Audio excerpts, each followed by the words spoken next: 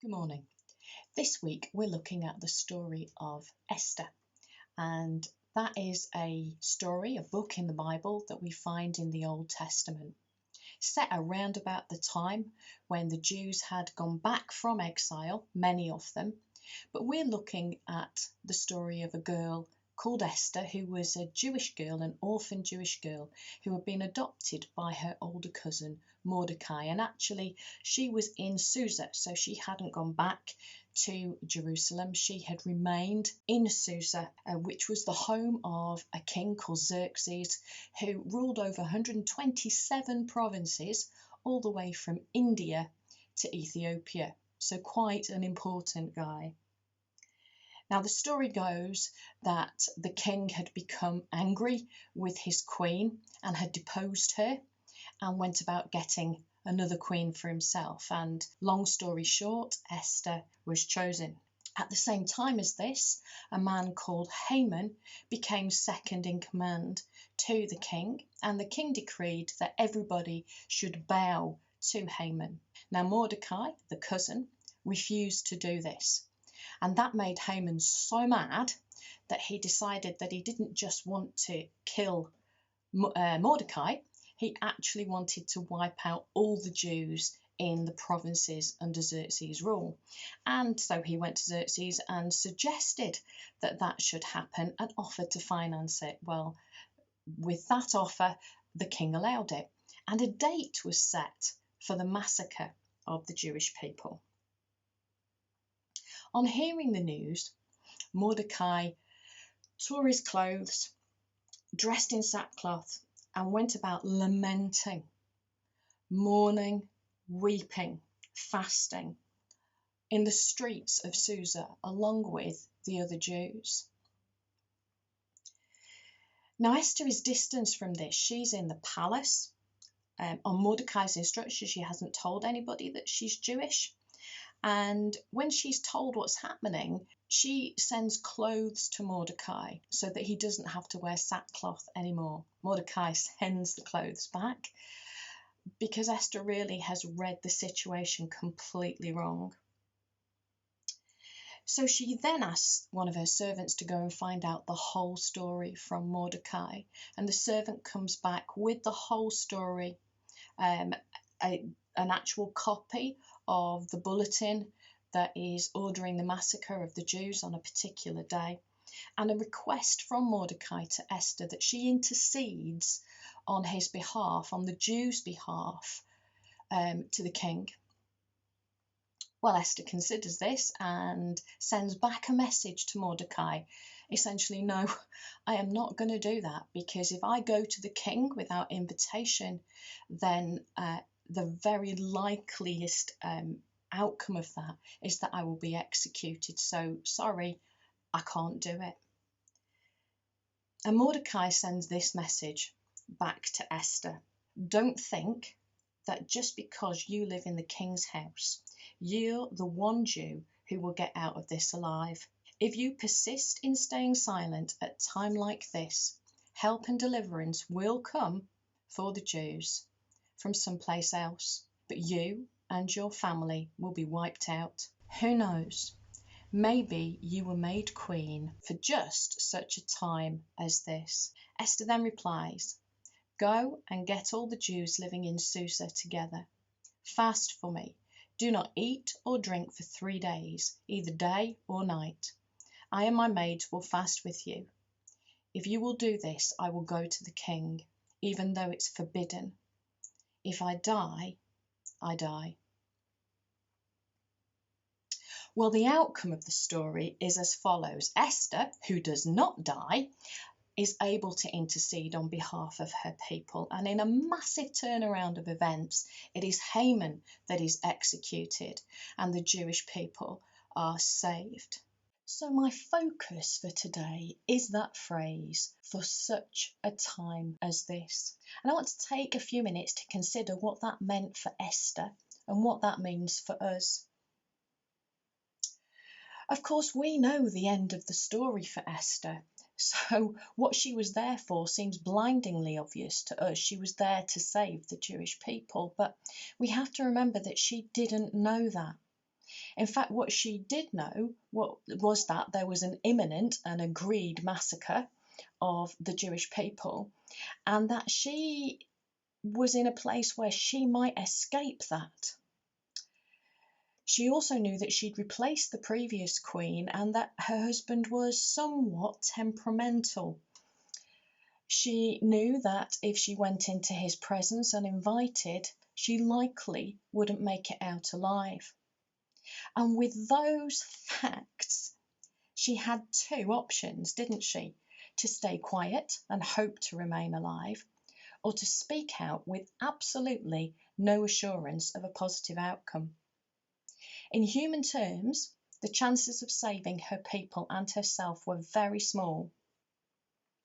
And Esther certainly starts by thinking in an individual way, protecting herself, focusing on her own survival.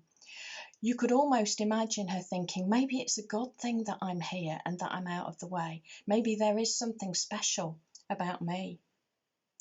But in a few short verses, she turns into a big picture girl. Regardless of what happens to me individually, I'm going to take my place in the big picture, in God's big picture. She places the situation in God's hands by prayer and fasting with other people, and then she literally takes a step of faith into the forbidden presence of the king. If I die, I die. Wow. So what can we learn from Esther? For such a time as this, that's kind of an exciting thing, isn't it? You know, this whole idea of what am I here for? I remember when I was a new Christian, I was like all in. Hey God, wherever you want to take me, whatever you want to do, I'm there. I'm in it. And you know what? I have had some great adventures. But I do have to wonder sometimes whether, in actual fact, I have missed a kingdom assignment because I've been too caught up in my own personal kingdom. In any season, we do have to keep adjusting ourselves back into God's big picture. We can't afford, by accident or by choice, to exchange a kingdom perspective for our own personal kingdom. And for such a time as this is central to how we navigate these very strange times. Although we know, big picture, that Jesus has won the victory, the very nature of this season means that we can easily get sidetracked and focused in on our own individual kingdom. At first, Esther was so isolated to the reality of the situation, literally in her own palace bubble, that she completely misinterpreted, misunderstood, minimalized, and hid from the call of God on her life. We have to check that in this season, we're not in danger of doing exactly the same thing. Are we, in our own bubble, so focused on ourselves and our own shrunken world, which it is, that we are missing the very opportunity that God has placed in front of us? Esther might momentarily have thought that she was where she was because there was something special about her. But Mordecai soon put her right, didn't he? Do not think there's anything special about you. You are a strategic part of the divine purpose that is much bigger than you are. Similarly, we need to keep hold of the correct perspective, of God's perspective on us. We are unconditionally loved, but we are not centre stage in our own production. We are a strategic part of God's big picture plan to save the world. So we can't plan like we used to. We can't connect with as many people as we used to. We can't access many of our usual distractions. We are restricted. We are bubbled. But there is real opportunity in this season, and we are still required to make the most of every opportunity. For such a time as this speaks of being in the moment. And as we find ourselves thinking in a more day-to-day way, which is kind of how this is working out, isn't it? We have the opportunity to ask daily, what am I here for? Do you know, it's perhaps a simpler way to connect with God, to keep a short account of listening and then doing. We can take time every day to listen to the Holy Spirit, be prompted by the Holy Spirit, and do what He tells us to do. I was reminded only today of the Israelites when they were on the Exodus, how God provided the manna just for the day. I reflected on the fact that Jesus told us not to worry about tomorrow.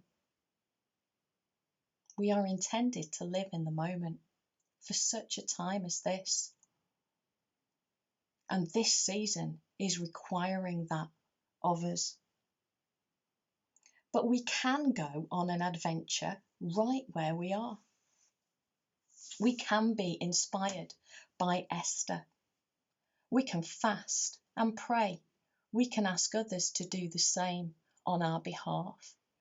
And then we can listen to what God is telling us to do and get on and do it. Trust Him that He will be our alongside helper as we take our next step of faith. Because this is the truth. We are here for such a time as this.